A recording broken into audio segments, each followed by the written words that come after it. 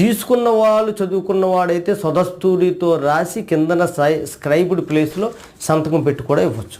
తీసుకున్నవారు ఇచ్చిన వారు ఎట్టి పరిస్థితుల్లో కూడా నోట్ని ఈ ప్రామిసరీ నోట్ని రాయడానికి కానీ ఈ డాక్యుమెంట్ ఫిల్ చేయడానికి కానీ చెయ్యకూడదు. అలా చేసినట్టయితే నోట్ ఇన్వాలిడ్ అవుతుంది.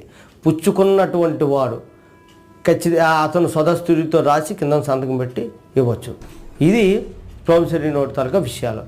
మా దగ్గరికి వచ్చే డౌట్లలో మీకు కొన్ని తెలియజేస్తాం. ప్రధానంగా లాయర్ గారి దగ్గరికి వచ్చేటువంటి డౌట్స్ ఏంటంటే, నేను ఇప్పుడు చెప్పిన 2-3 పాయింట్స్తో పాటుగా మా నాన్నగారు చనిపోయారండి, పలానా వ్యక్తికి అప్పిచ్చారు, మేము ఏం చేయగలం, ఆ డబ్బు వస్తుందా రాదా అనేటువంటి భయం.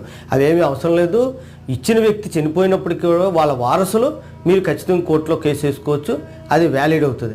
అలాగే పుచ్చుకున్న వ్యక్తి చనిపోయాడండి, మనకి డబ్బులు పోయినట్టే, అది కూడా ఇబ్బంది లేదు. పుచ్చుకున్న వ్యక్తి చనిపోయినప్పటికీ కూడా వాళ్ళ వారసులు ఎవరైతే ఉన్నారో వాళ్ళ మీద దావా వేసుకు